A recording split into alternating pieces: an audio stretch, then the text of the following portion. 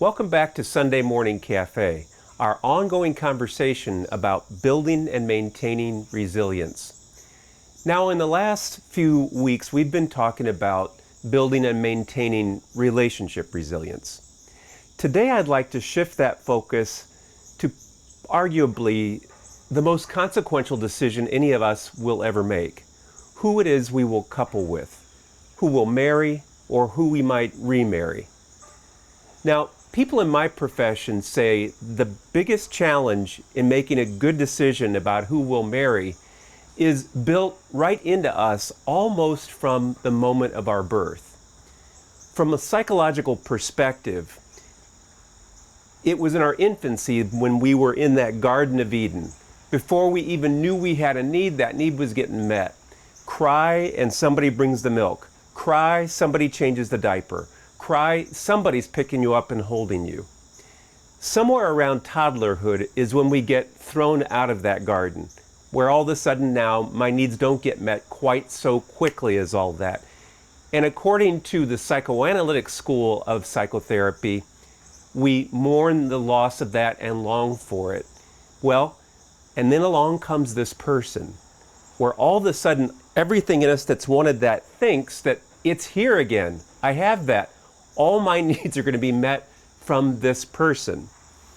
And so we human beings are so profoundly attuned to one another at an unconscious level that, again, the psychoanalytic schools say a thing sets in called projective identification. Bear with me and I'll try to spit it out in an intelligible way. Not important that you memorize that label, but the idea is that in any given relationship, lover A projects onto the person what they've always wanted in a relationship, and unconsciously, so tuned into lover A, lover B perceives that and produces that thing that lover A wants. And the exact opposite process is going on, where lover B is projecting onto lover A what they've always wanted. And lover A, being so attuned, because that's how human beings are, provides exactly what that person wants. And so what do you hear people say? We finish each other's sentences. You'll hear that kind of thing. In his article, later book, and many talks, Alan Button wrote why you will marry the wrong person. What he's getting at is that all of us, to some extent, are like that play Pygmalion, where we are sculpting internally the person that we always wanted. What happens after you've been married for a while is the real person begins to show up and break through the fog of your projections.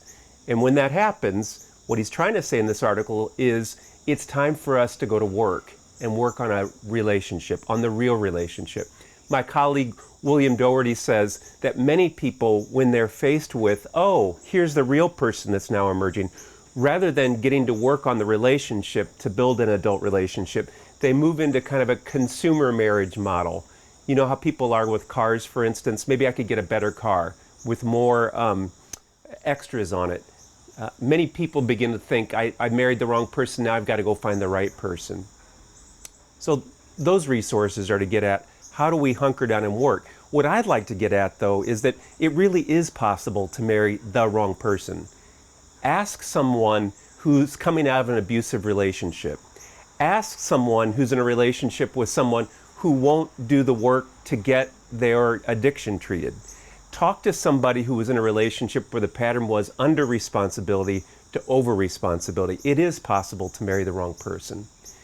So what I'd like to do is present some procedures that can be helpful so that you can avoid that trap of playing into your own projections and finding someone that years later, this has been a very difficult choice that I made.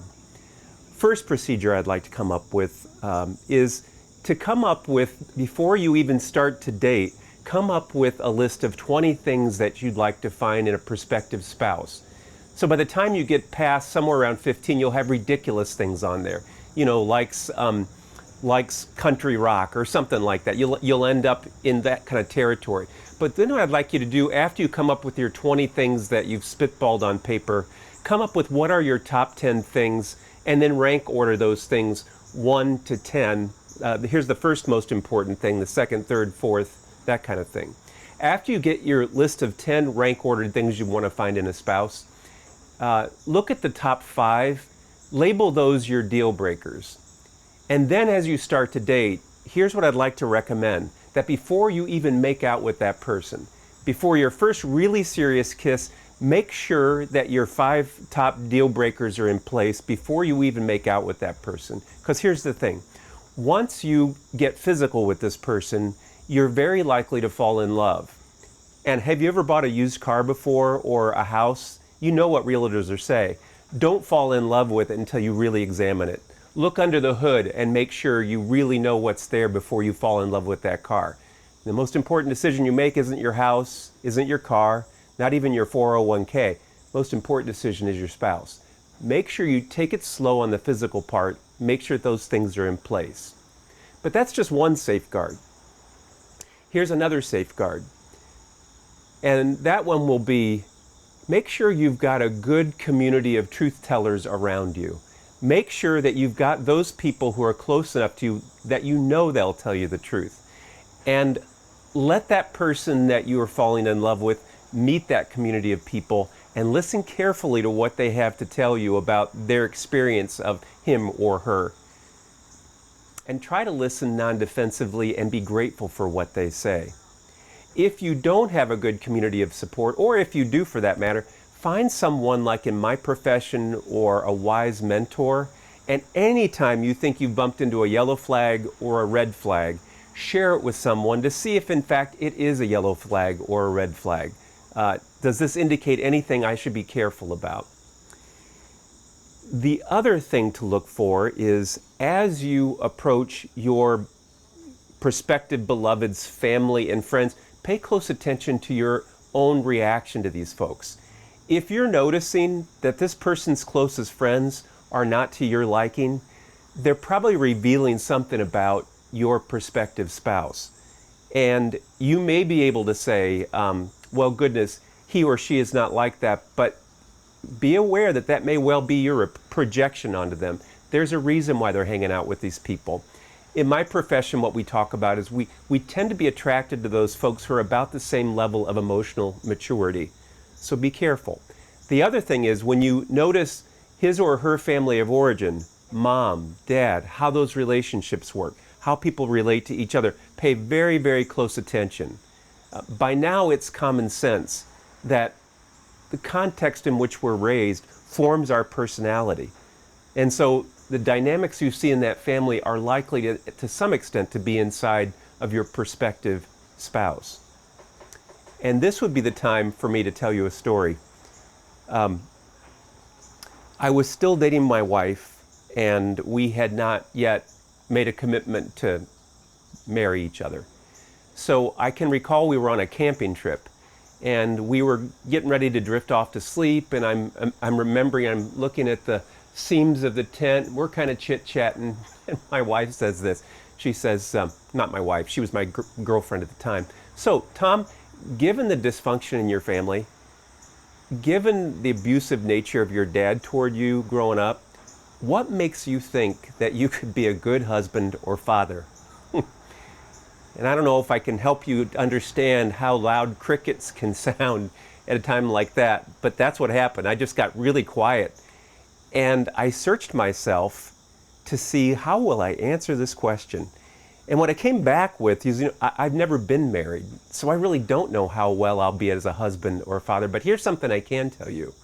I've done a fair amount of psychotherapy to deal with the wounds that came from growing up in a family where that happened to me. I've gone to adult children of alcoholics meetings so I could be aware of those dynamics and what I can do to not reproduce those things. I've tried to be reflective with journals and retreats, so I've done the work I know how to do, but I don't have any insurance policy about that. Now, I've told my children that same story with this line on the end of it. If you happen to meet somebody like me who has been wounded like I was, you want to make sure that you ask that question your mom asked of yourself and of them. And if the answer comes back, they haven't done anything on that wound that's inside of them, you want to move away from that relationship. Because the wound that you don't transform, you transmit. And that's true.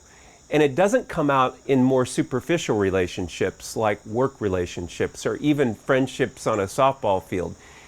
Those things show up when you're all in with someone, all in with vulnerability, with a spouse and with kids. That's where that content comes out. And if that material hasn't been dealt with, why, that wound will be passed to your children.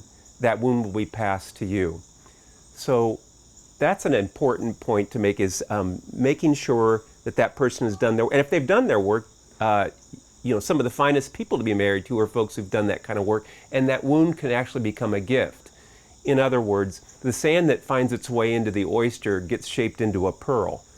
Many times, people in my profession, if you're honest with yourself, you'll see that you're attracted to this profession of counseling because there's a wound yourself. You've had to make sense about it yourself, and you can turn that around and be a wounded healer in a relationship. So what I'd like to also get at is, for those of you who are looking at a second marriage, I want you to imagine that you've been living for more than a year, maybe many years, on subsistence living, where every so often you get a handful of seeds, every so often you get a drink of water, and someone shows up with a can of Spam, and you will think that is the most delicious gourmet meal in the world. Do you get where I'm heading with this? When you've come out of a relationship that maybe was abusive, or maybe your needs just weren't met for such a long time, you want to take your time about going into a relationship, because it can feel like just that can of Spam, that this is a gourmet meal, when in fact you may deserve better, and in time you'll be able to see better. Probably the way I'd like to end this video would be something like this. Viktor Frankl talked about, when it comes to major life decisions, you don't want to be pushed into a decision. You want to be pulled toward it by an attraction. In other words, whatever you can do to look inside and do that internal work yourself, so that if you find content that's pushing you toward a relationship, rather than being attracted toward it, you do the work on that kind of thing. Many of us need to spend less time on marketing ourselves and more time on product development. And so that's what we have for this week. Next week, we'll come back together again and continue our conversation on building and maintaining resilience.